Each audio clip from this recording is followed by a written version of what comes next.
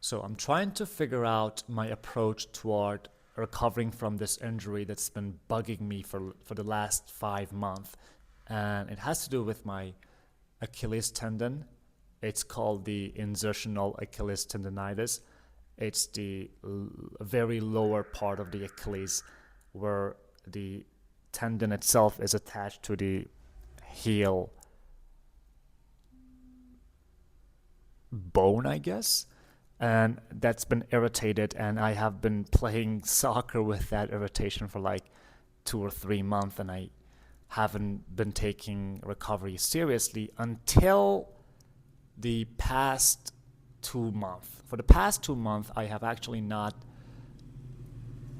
uh, gotten, I haven't gotten myself involved in any kind of springing or jogging or cutting or acceleration or jumping, uh, and I've just been like, living life, walking around, and I've been, quite serious in regard to make sure that I wouldn't put any unnecessary pressure on my Achilles tendonitis, except for these intentional calf raises that I would do to strengthen the calf muscles I'm going to talk about later on. Now, uh, so the last 2 months, I have sort of, taken things lightly. And I've been just, patience. I've been patient and also not doing anything actively. So I'm trying to just move into this part of my recovery where I should be starting doing things actively. I should be like, trying to load and do some sort of strengthening training in my Achilles, like on my Achilles and on my calves, and also other muscles of my legs, and also the other parts of my body which are going to be required to be strong once I got back on the pitch.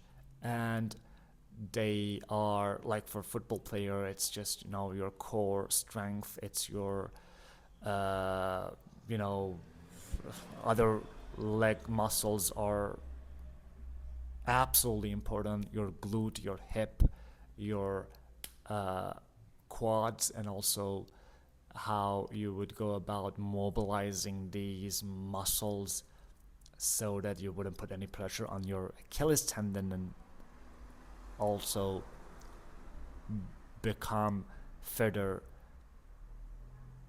by the day moving forward. Now, uh, so my approach is going to be around doing these 5 things, these 5 categories. The first one is continuing this routine of calf raises with working progressively on these 3 variants. Either I'm going to increase the weight I'm carrying while doing these calf raises. Currently, I'm at holding a 15 kilogram dumbbell or these kettlebells with my 2 hands, and like doing these calf raises on both of my legs. And since my injury is insertional Achilles tendonitis, I am not allowed to, you know, uh, do the calf raises on a step and go lower when I go down. When I go down, I gotta be doing these calf raises on the floor, or preferably, if it hurts, you gotta be, placing a mat under your heels so you wouldn't try to just, come down or do this like down movement any further, because it's going to just, hurt your Achilles tendonitis. So you gotta be doing these calf raises on the floor, or maybe if it hurts, on a sort of, like put place a mat underneath your heel. So with that being said, I gotta be amping up the weight I'm carrying while doing these calf raises, and also I can work with this sort of like slow movement. So right now I just go up and down, like it takes 2 seconds or maybe less than 2 seconds. But then I've asked ChatGPT, and it's like you gotta be working with slowly moving up and down. So I'm going to take 3 seconds to go up and hold it there for another 2 seconds, and then go down in 3 seconds. That's going to give me control and also strengthen the tissues.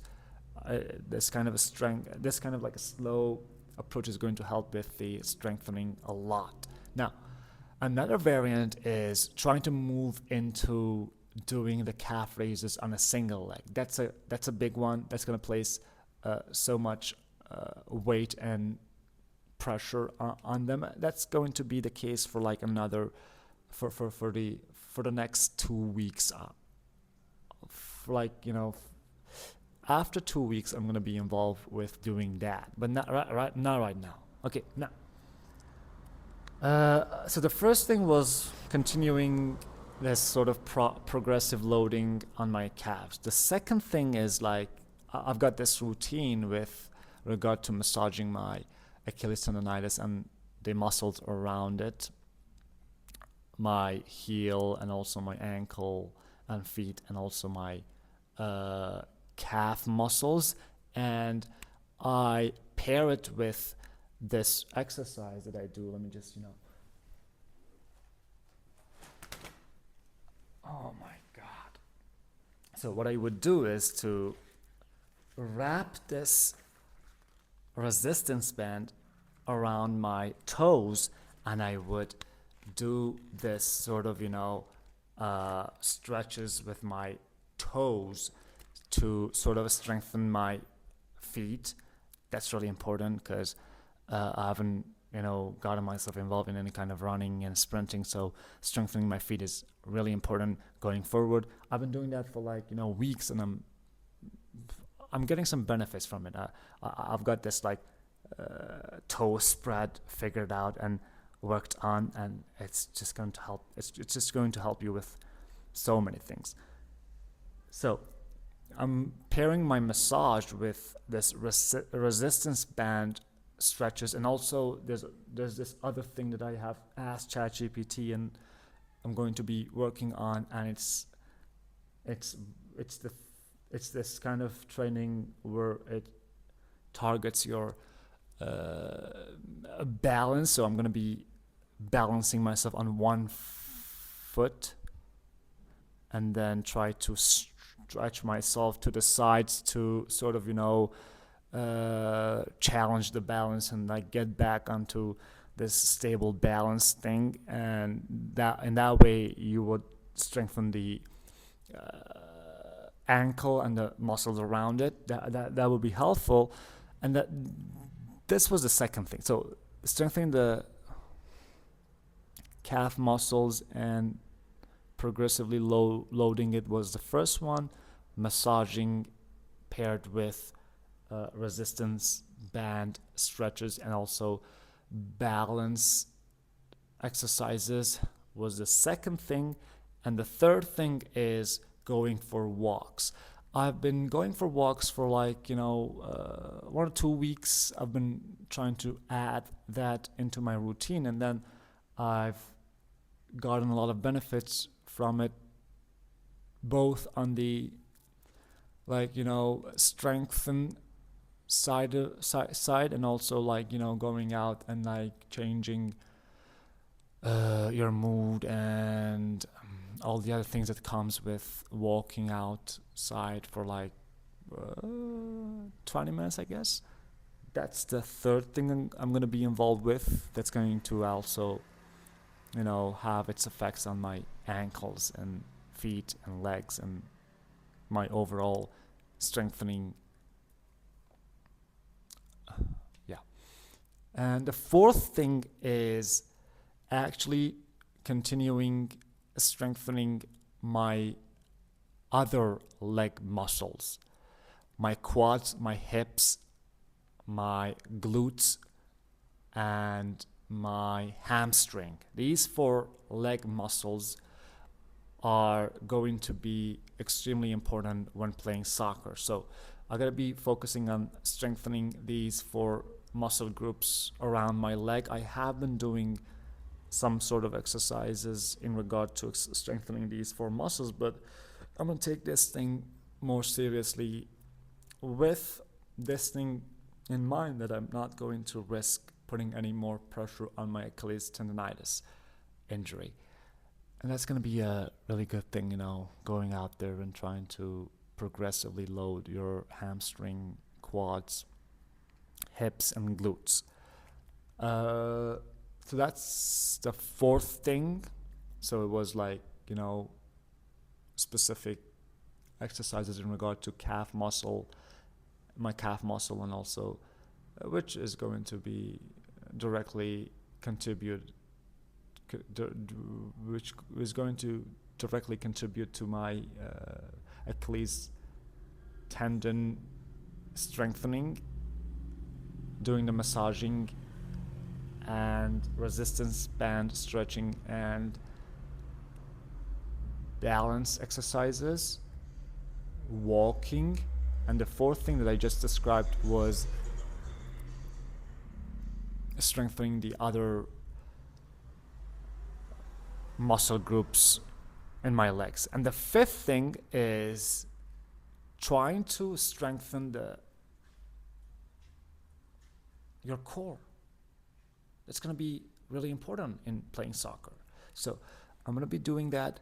I've been really focused on that, I've been really focused on trying to strengthen my cores, and I guess it has paid off, and I'm going to be doing that going forward. So that was the fifth thing. Is there a sixth thing? I don't know. Maybe there is. And the sixth thing is